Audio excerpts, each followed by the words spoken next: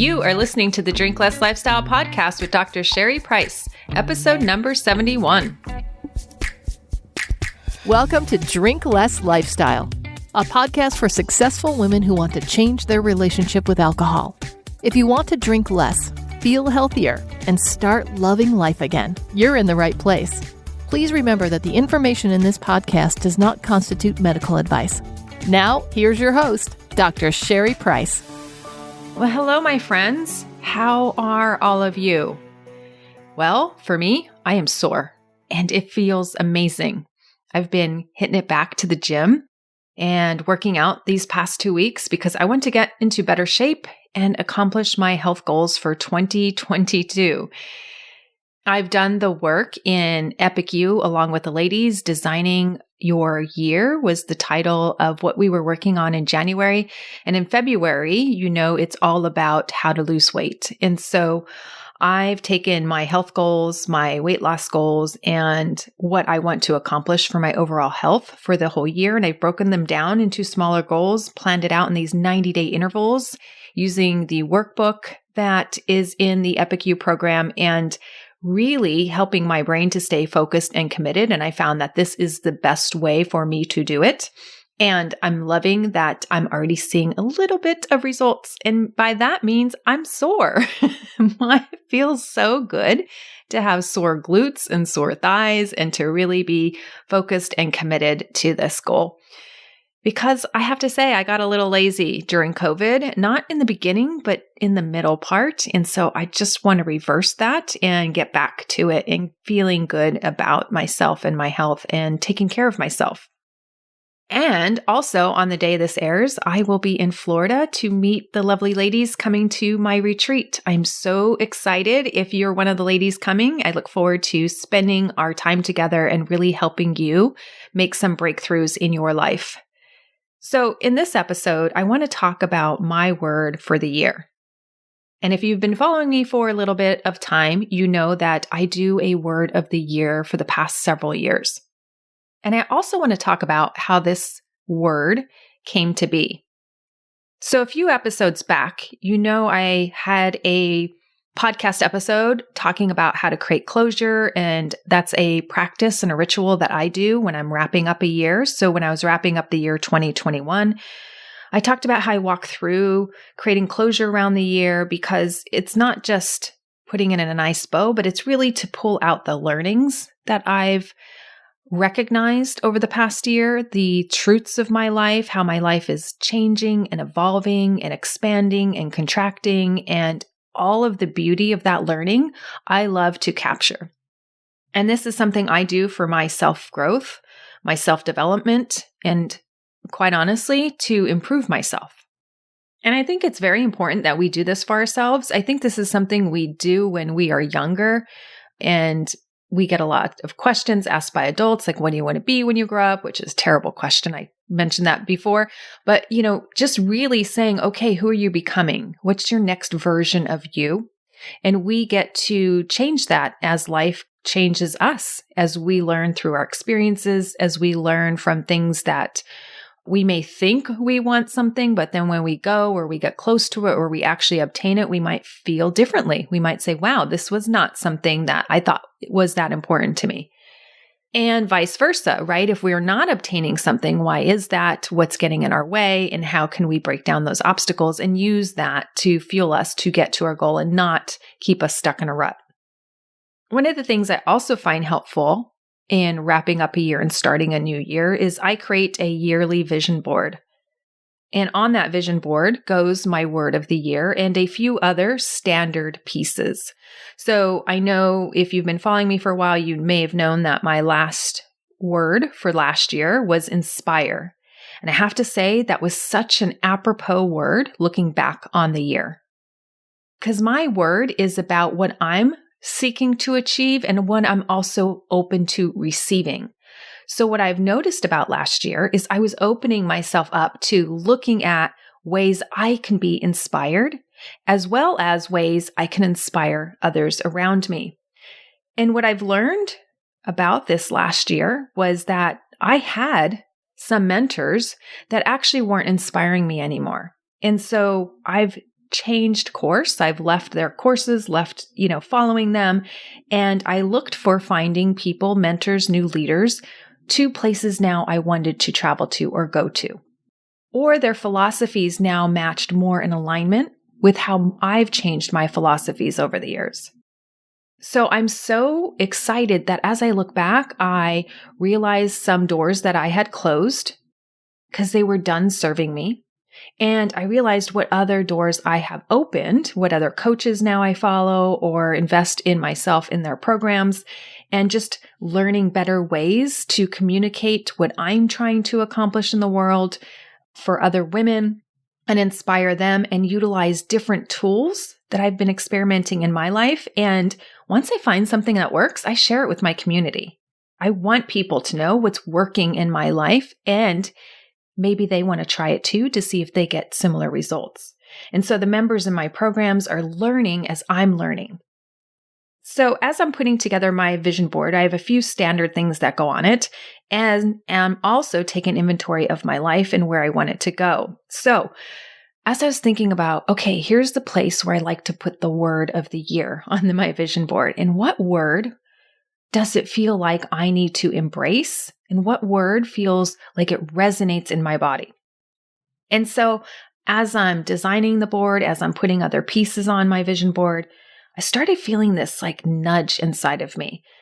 And I don't know if you guys get this like internal wisdom, I like to call it, this like nudging, like something is about to happen. Something is about to change. It feels like a little bit of restless energy in my belly, this little ball of kind of anxiety. Like I knew my body was trying to communicate something to me and with me, but I wasn't quite sure what it was, but I knew it was going to resonate and pop to the surface. So I couldn't really put my finger on it when I felt that nudge. I'm like, I wonder what this is about. I feel it coming. But as I said, I couldn't really put my finger on it. So if you listened to that episode on creating closure, you know that I was thinking of what is holding me back?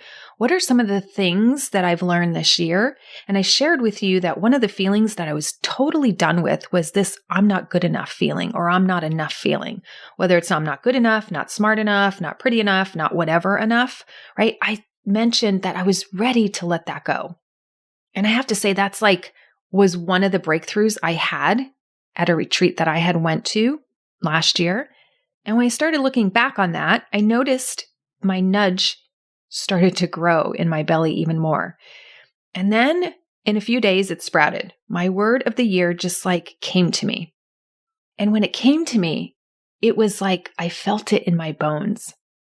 And when you feel it in your bones, right, you just know it's it. You don't even question it. Do you have times like this where this happens in your life where you're you just make a decision and you feel it's the right decision, even though you have no evidence to show you that it is the right decision? You just feel like this is the way I should go, or this is the next thing I need to do, or this is how I'm going to solve this problem. And I love when our inner voice and that inner knowing comes about. And so I have to say, that's exactly what I felt with this word. And the word a little bit surprised me, but not totally surprised me. I thought actually a different word would have surfaced. But once my brain heard that word, it was interesting. And as time went by, I knew exactly why that was the perfect word. I know why my inner knowing was telling me that this word was my word for the upcoming year. All right, so you ready for it? The word of the year for me in 2022 is powerful. Now, when this word first came up, I have to say, part of me was but you're an introvert. You don't act always so powerful. Powerful. I had some preconceived notions of what that is, right? This extrovert, this person that takes over the room, they're in charge all the time. And the way my brain saw it this time was not with those preconceived notions, like I called them. I see it radically different for me for this year. And so one of the ways it felt different is because what I have experienced earlier, what I just alluded to, was when I went to this retreat and had this really big breakthrough of this small trauma that I've experienced in my life that I was just really ready to move on from, but I didn't know how. And when my coach helped me through that, and I saw it differently and I experienced it differently, I mentioned before that felt like a huge shift and a huge breakthrough for me. And I started to really feel differently. And I will tell you, when I felt differently, you know how I would describe that feeling? That I stepped into my power. I felt better about myself. I felt better about my life, and I felt more in charge of my life. Not that I have to be this extrovert and gigantic personality, right? That's not the level of powerfulness. It was this inner powerfulness that came. And then 2 is that I started to make shifts and take different action in my life. And I was already a bit on that trajectory starting last year, but I'm starting to feel how it's going to be showing up even bigger for this year. So I mentioned that I dropped some things that weren't working for me, dropped out of programs that weren't working for me, stopped following people that, yes, I agreed about what they were thinking and their philosophy, but now that I've learned new tools, I'm taking my life in a bit different of a direction. And so finding those people that support that thinking, support that way of life. So now I'm more aligned in a different direction, a direction that feels better and more powerful for me. And also, 3rd, what feels so powerful to me is the things that I have been kind of putting on the back burner have kind of resurfaced now, where they feel on the front burner and it's time to take care of them. And one being getting back into my health in a very committed, deliberate way. Because I saw how some of my excuses were holding me back from taking full responsibility and showing up in the powerful way that I wanted to. And powerful to me means that you are making decisions in a way that aligns with what your values are. So yes, I came back to this place where I felt it in my bones that it's now time to show up more powerfully for myself this year. I want to do this for me. And here's the side benefit: when you show up more powerfully for you, you also show up more powerfully for others. And I have to tell you how this feels even more aligned thinking about that.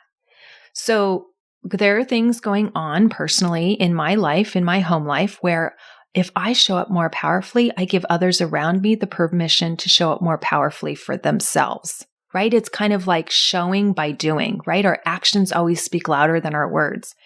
And so in this season of our household, my daughter is experiencing a lot more anxiety than she normally does.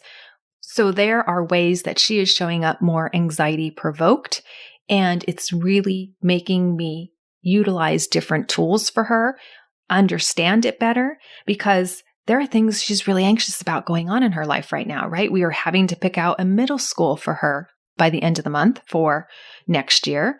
And so we're talking about what that looks like and how the class size will increase and how the responsibility will increase for her and how the workload and homework load will increase for her and how her extracurricular activities are going to change once we hit middle school. And then she's changing some of the extracurricular activities that she wants to be doing right now and shying away from some because of anxiety and not moving towards them, even though she loves to do them. So I love sharing with her how I'm tapping into my inner wisdom, which is leading me to a more powerful place, and the ways she can do that for her. Because here's the thing, ladies, life is always going to present us challenges. We are always going to have to make decisions. There are going to be many times in our life where things don't feel good. We're going to feel uncertain or anxious or restless, and we're going to have to power through. So it's very helpful to analyze when I can step into my power and what helps me get there. So I'm asking my daughter which ways that she feels she thrives. Where does she really embrace and enjoy learning? How does she like to learn going forward? What are the traits of her classroom, her environment, her teacher that works for her? Because as we're debating, should we stay in public school? Should we go to private school? Should we transition? She even asked about homeschooling, right? We want to make the right decision based on the best way that her brain works. And walking her through that thinking on how to make the best informed decision. So pulling in examples of how I'm showing up differently in my life, showing up more powerfully in my life, and she's able to see that and recognize that because I'm actually living it, not just talking about it, but actually doing it. It's now shaping her mind to see, oh, I get to show up that way as well. And you know what, ladies? when I see it from that perspective, I have to tell you that this entire world needs more empowered women. Yes. And when I think about that, can I just tell you, it's like the heavens open and the angels start singing. And I just have to yell out, yes, this is exactly my mission in life, is to empower women. So this word powerful just became even more powerful in my life, and so much more powerful that I've even changed my homepage on my website, because I help women empower themselves over alcohol, empower themselves in their lives. That's what Drink Less Lifestyle is about. That's what Epic You is about. It's about empowering yourself to get the life you want. Because when you feel powerful, you don't back away from your life. You go towards it. Right? And this is what I help women do. As I've worked with hundreds of women in the past, I see how I've helped them save their marriage, save money, create budgets, lose weight, stop drinking, stop over drinking, be in control of their drinking, get raises, get promotions, ask for raises, find new jobs, leave a job, cure burnout of their current job, right? Transition to retirement, transition to becoming an empty nester. Start living the life that they want. Powerful women, it's all about just making decisions that align with your goals, with your values, with where you want to go in life.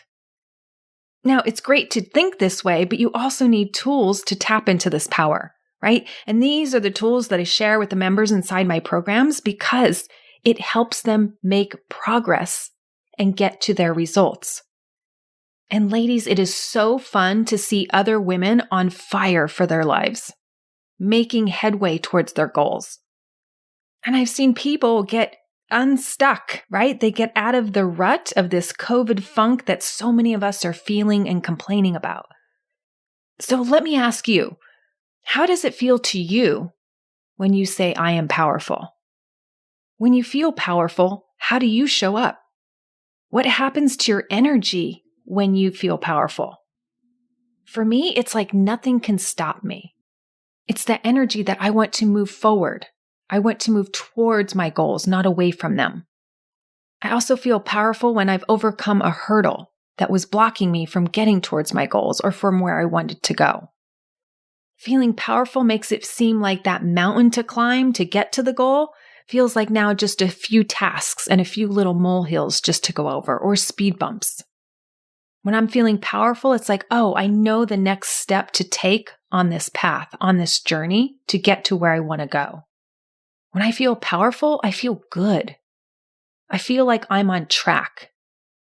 I feel like I'm getting towards the destination and I'm also loving the journey. When you feel powerful, it's like you have this superpower, right? It's like, I've just discovered something. Oh, this is the next direction I need to take, or this is the next task I need to do, or I just made this phone call and boom, something just happened and it got done. It's like you have energy now that fuels you in a positive way. So just yesterday, I was coaching a client who was struggling. She wasn't feeling in her power. She was struggling with burnout from her job. She's in the healthcare field and things have just been heavy for her for months now, and it's now just taking its toll on her. She told me all the things that were going on with work and how it's just causing her to feel sluggish, worn out, and just tired.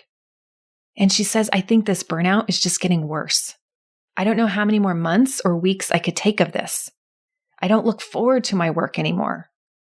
So I do what I always do and we get to the root cause, right? So we looked at how her workload has changed. What are her hours? What is her caseload like? Are her patients any different? And what is different about them? And as we analyzed all that, her hours are the same. Her caseload is nearly the same. And the procedures and what's required of her is actually still very similar to pre-COVID. There were a few things that were different, but when we piecemealed out those few things that were different in this COVID state, she acknowledged that that's not really troubling her. That's not really bothering her. So we explored what else could be going on. And we got to that there are some personal issues going on, and she was not seeing those as those were really dampening her fuel for going to work, right? Those were actually the cause of her burnout, not her job. We looked at her attitude when she arrived at work, and it was dismal. It was because of what was going on in her personal life. It had nothing to do with her work. And that's what a lot of us tend to do. We tend to blame things because we feel like it might be this. But when we actually look at the facts, we find out a different story. So instead of trying to work on the job, which was not the root cause of her burnout, we actually worked on the root cause, which was the things going on with her personal life. And so we parceled out exactly what is going on, what she doesn't like, what she wants to change. And then we made a path. We created a way to get out of feeling this burnout and cure the burnout. So if the goal is to cure the burnout, we made a path to get there. And so I checked in with her at the end of the call and I said, "How are you feeling?" And you know what she said? "I feel so powerful. I feel so differently now. I feel that I see it differently because I didn't know where I was stuck and you helped me see how to get unstuck." And so that's my word, powerful, right? And then she used the word powerful. And I was like, yes, this is so awesome, right? Empowering women to see how they can take control of their lives to get what they want, right? That's what I love about my coaching style, the causal coaching, getting to the root cause of the problem. Because when you get to the root cause, then you can say, this is the exact thing that needs to change. And then we put a process in place to get the change. Because here's the thing, our brain will want to go down that rabbit hole and say it's burnout from work when it's not. Our brain will create more problems and it'll blame things which aren't part of the problem. And I have to say, ladies, doesn't life present us with so many rabbit holes that you can go down? I mean, it's endless, the distractions, the amount of rabbit holes, the amount of things we can occupy with our brain and feel like we are just spinning out or orbiting the earth and we're not really tackling the real problem. And I just love how when you show up powerfully in your own life, it puts you back into the driver's seat. You get to see how if I just take these few actions, I will get the results that I want. And I've outlined in great detail of the powerful things I will do this year. The things that I'm committing to doing because I want the results that they will be creating. I've outlined this for my health. I've outlined this in my relationships. I've outlined this in my business and my mission in life and in my family life and in my goals for my money. I'm doing my part of what I can control, and that's powerful. So there are a few tools that I share with the ladies in my program, and one is Keeping Your Power worksheet. If you are in my programs, you know about this worksheet, right? Power, as defined in the worksheet, is progress on what's essential and requisite, right? That's my definition of power. Progress on what's essential and requisite, right? Requisite means what's required to get to your goal. Many of us work on things that actually aren't on the path to our goal. We think they should be on the path, but they're actually not. And I love doing this worksheet because it can really outline what's necessary and what's unnecessary to get to your goal and a timeline which you can follow and put into place and start practicing and start taking action. Another tool that I love to help ladies with in my programs is empowering questions. Asking yourself empowering questions so you get back into the driver's seat and you get to make decisions that align with your values. Because what I find, what scrolls along in our head and what just comes along in our head are disempowering questions. Questions that take us off track from where we want to go. And just think about what is the opposite of being powerful. It's being disempowered. When you're disempowered, you're weak, you're feeble, you're easily broken, you're fragile, you're helpless, and you could feel defeated. So notice when I'm talking about powerful, I'm not talking about introverted versus extroverted or needing to have a lot of control over the outside world or being in a powerful position within a company or using power in a negative way. I'm talking about the energy you embody. And that energy can be disempowered, especially if you're asking yourself the wrong types of questions. A disempowering question can look like, how did I let myself get this bad? How did I let my drinking go off the rails this long? Why can't I get a handle on this? How much worse do things have to get, or how low does my life have to get before I'm willing to make change? These all zap you of your power. None of these questions bring you back to power. What they do is they promote feeling more weak, more feeble, more broken, more helpless, and feeling more defeated. Now, I don't know about you, but when I'm in that energy, I don't make good decisions. Meaning, I don't make decisions that align always with my values. If I value health, I may make decisions to eat the potato chips or get another glass of wine, or just say, screw it, why do I care? But if you can easily implement some tools in your toolkit and develop the skill of saying, hey, that's not being in my power. Let me get back into my power and see what decision I would make. And when you're in your power, you are going to make choices and decisions aligned with your goals and your values. That's what it means to live a powerful life. I recently saw a graphic that captures the energy of being powerful so well. So consider when you are powerful and consistent, what happens? You get to your goals. You become the leader in your life. So I want to say that again, because I think that's where all of us want to be, is when you are powerful and consistent, what happens? You get to your goals. You become the leader in your life. Now, the second part of this graphic says, what happens if you're just kind and just say yes to everything? Well, when you're kind and just say yes to everything that appears in your life, you may or may not get results. And then what does that look like? It means you are a martyr in your life. You're always doing for others, but never getting to yourself. So I want to repeat that part again. So when you are kind and saying yes to everybody and everything, you may or may not get results for yourself because you're acting as a martyr in your life. You're always doing things for others, but not prioritizing what needs to get done for you. A third part of this graphic says, when you are acting powerless, defeated, passive, or frustrated, you don't get good results. And where does this lead? This leads you to become the victim of your life because you are blaming others and other things. So I'll say that part one more time.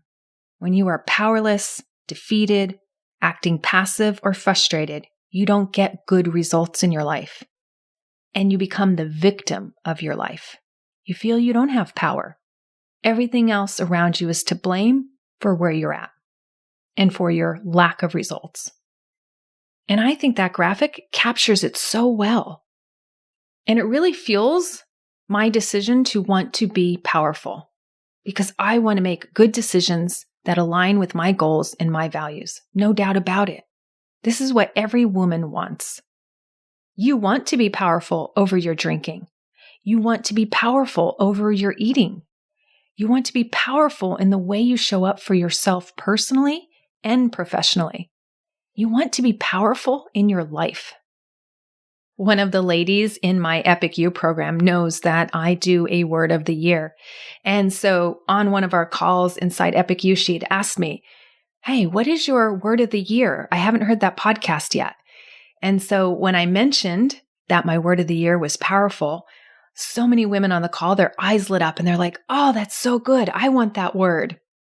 And so many of the women have adopted this word of the year for them. And I can't tell you how much fun it is to be around other women who think like you, who are aligned like you, and want to make great decisions in their life.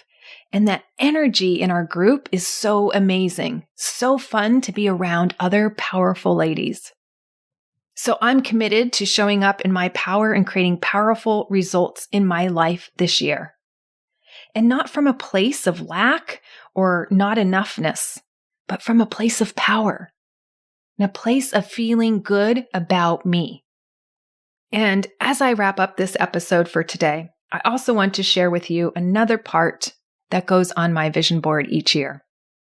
So I mentioned I pick a word of the year, and one of the other standards that goes on my vision board is also a Bible verse for the year.